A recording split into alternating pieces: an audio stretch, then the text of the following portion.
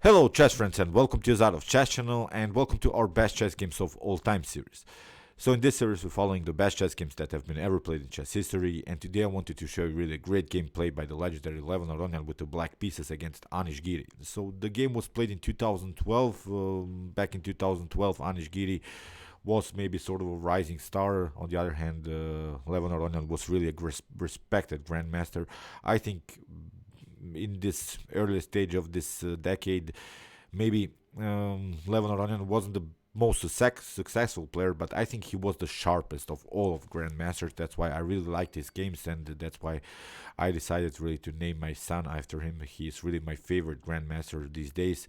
He had now his strategy. I'm not sure what to say. I wish him all of the best. I wish him really that he gets it through somehow. He plays now again chess, I'm seeing, but I think his chess career will not improve anymore.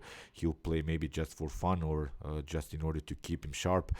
Let's check out now this game. As I said, here was maybe sort of a Levon Aronian's peak level when he played really the best chess. So d4 played by Anish Giri. We have d5 by Aronian, c4, e6, the queen's gambit decline, knight to c3, bishop to e7, knight to f3, and knight to f6, the common theory of course. And now after bishop to f4 we have the Harrwitz attack, and I've seen now many times that Levon Aronian is playing after castling and e3 this move knight from b to d7, which is, I think, the best way here to proceed. You don't want to play immediately c6 or c5 moves. This c6 or c5 moves basically are sort of showing cards moves.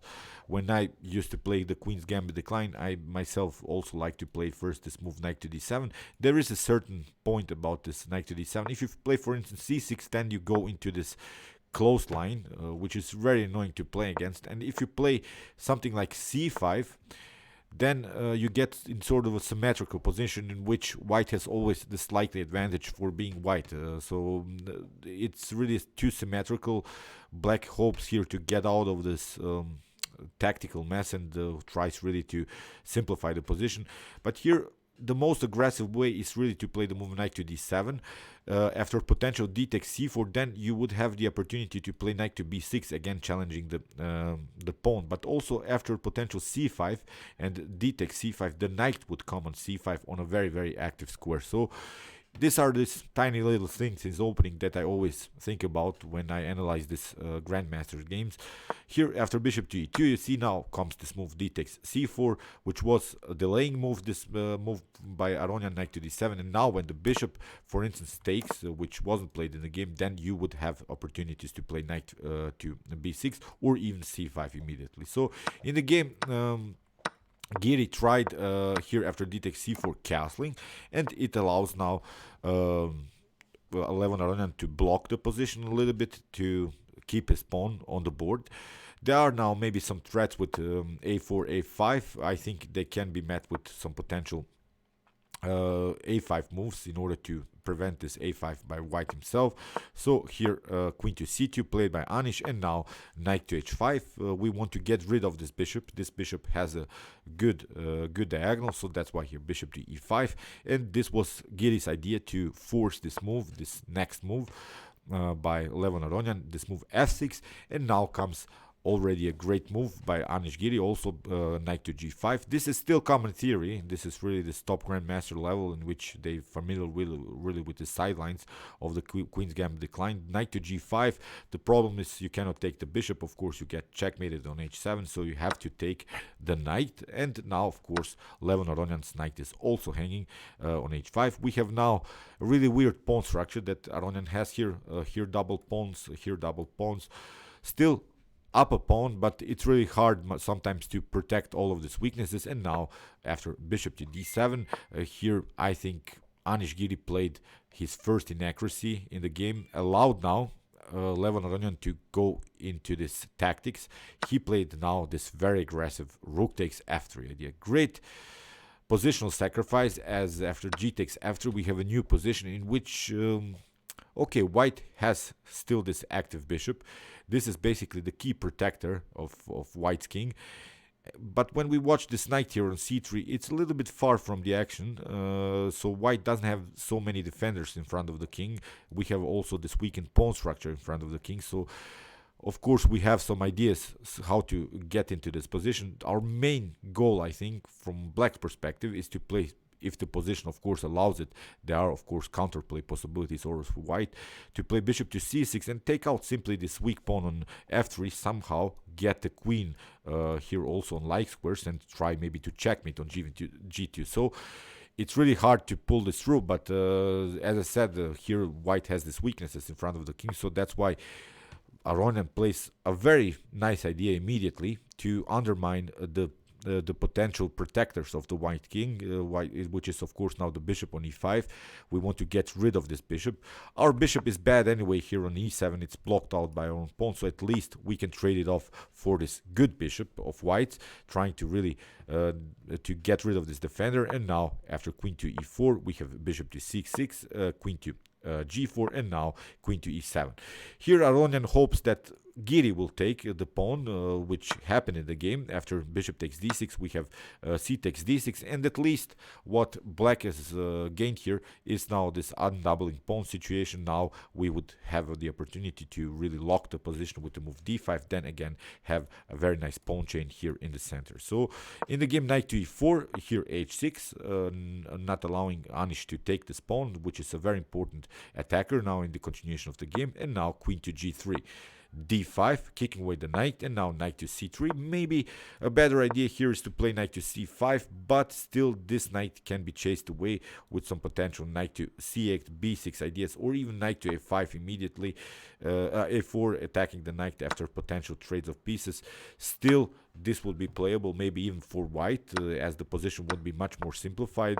So here Anish played maybe again sort of an inaccuracy, knight to c3, retreating with the knight. The knight is again passive.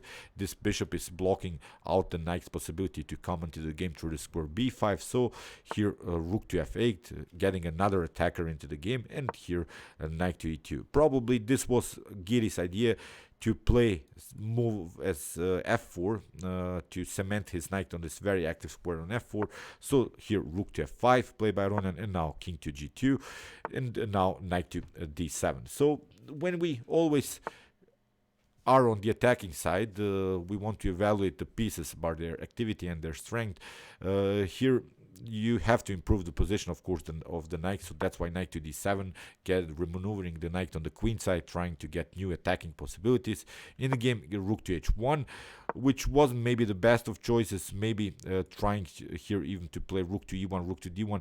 Maybe it was a little bit time to get our king somehow here even towards the center, getting out of some tactical mess here that can happen on the g file. It's really an unnatural position to have the queen in front of the king like this. There are always these tactical threats to play something like rook to g5 if the position again allows it. Of course, it's not possible immediately, but this could happen in the continuation of the game. So rook to h1. Here Giri is trying to counterplay on the h file somehow, and now knight to f8, very important cementing move, and now h4, knight to g6.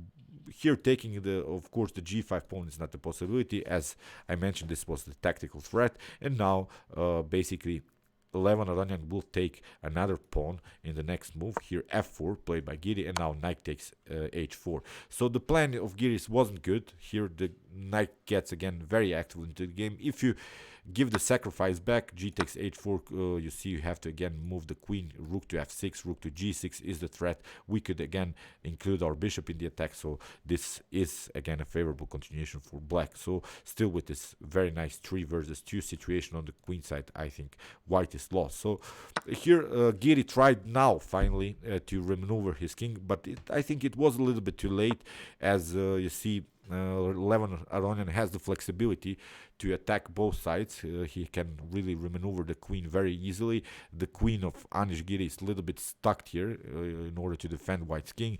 Rook to b1, and now bishop to e8. Very nice reposition of the bishop. Now this bishop will come on an even better square on g6. You see, how Aronian finds really the best squares on the board. Knight to c3, you see again getting back with the knight on the same square. This knight to c5, as I mentioned, was maybe better idea for Giri. Queen to e7, again a remaneuver of Aronian's queen. We have b4, trying to lock the position on the queen side, as this 3-on-2 situation on the queen side is really unpleasant for white. And now rook to f8, we have rook to b2, and now bishop to g6. You see how Aronian's pieces are perfectly fine in the game. King to e1 was played, and now bishop to d6. This is a very powerful bishop, controlling great diagonals, restricting also the king's ability to play. F takes g5, we have knight to f3, first to check, king to d1 had to be played, and now we have h takes g5. If you try to attack on the h file, it's not so dangerous. We can always escape through light squares here. Here we could go and escape with our king on d7, so Anish Giri is sensing that he doesn't have any more the checkmate threats on the h5, so that's why he tried queen to h3, but now queen to f6. Let's see now this possible attack. Queen to h8, not a problem. We can simply play with our king here, and here after something like queen to h5, we could simply play here bishop to g6. Again, you have to move the queen. The bishop stays on a very good diagonal, so I think again lost position here for white. So in the game, Giri tried, that's why king to c1, trying to really get his king on the queen side, but this bishop is really annoying and never allowing Giri to escape here to b1 or a1. This will be a good position if Giri makes that plan through. And now comes bishop to g6 with preparations to build sort of a queen and bishop battery. Here is the tricky part. Never allow here this knight maybe or this rook to play actively, then we could have some tactical threats on b1. In the game a4, and now we have rook to d8 by Aronian, and now comes knight to e2. Here comes a great move, I think, by Aronian, e5. We want to open now the dark squares on the board, and Giri should have played maybe here rook to a1, trying to get his king maybe to b2 and then a1. But here Giri made really a blunder. He played queen to g4. Here after e takes d4, we have e takes d4, and now rook to e8. Now there are some tactical threats to play rook takes e2 after rook takes e2, then again to build sort of queen and bishop battery and play again this very dangerous check. So in the game, queen to d7 was played, and now comes c3.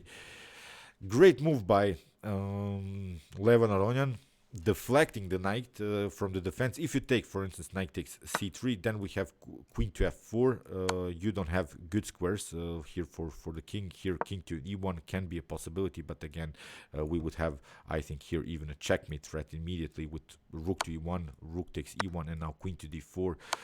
How to protect everything, you can only cover with the rook, and you get checkmated. So we would have really this great rook sacrifice possibility. So in the game, after this move c3, rook to a2 was played, which again comes a little bit too late, as now here Levon Aronian, really a great tactician, a great attacker, finds a great move, knight to e1. The idea behind this move is, of course, to play knight to d3, really some nasty attacks. If the king comes on b2, then we would have maybe some discovered attacks by the bishop, and we could take the queen. And basically Giri doesn't have good moves here. Here he played on this idea to simply take the knight, but don't trust Levon Aronian. He is really a great attacker. Here after rook takes e1, we have queen to f4, a great check. If you take, of course, here rook takes, pardon me, the knight takes the queen on f4, then you get checkmated with rook takes e1. And Giri tried after queen f4, queen to d1, and now queen to e4. In this position, Anish Giri resigned, because you could maybe here is now, of course, the tactical threat. We want to play queen to d3 and deliver some checkmate threats. But the problem is, if you take here the queen, the rook with the queen on e8, as I said, here in this position, Giri resigned. If you even take, then we don't have to take with the queen. That's the main idea. We would have simply bishop takes e8, and the problem is you cannot take this pawn on c3 because you get queen to d4. Here even a bishop to h5 is a possibility. So here you would have, after queen takes queen to d3, you would have to cover with a rook, but now comes this in-between check. That's the main problem. If you cover with the knight, then we would have here the possibility to play queen to b1 checkmate. So you would have to cover with one of these rooks or escape with the queen, but now we would simply take the knight, and this would be a completely winning position for black. So as I said, here after the move queen to e4, Anish Giri resigned. He doesn't have any more the counterplay. Here the threat is also here to play queen to b1, immediate checkmate. Nothing you can do here. Here is really a lost position for white. Okay, I hope that you enjoyed this game. This was really Levon Aronian in his prime. He played really some great chess. He is really one of my favorite grandmasters now these days. If you want to see more games like this, you can check out my other best chess games of all time. Here is the link. And you can also watch my commented chess games played by computers with some Alpha Zero, Lula Zero, Stockfish games, and many, many more. And you can also subscribe to my channel if you like this content. Thanks you for watching, guys, and chess is the best, of course.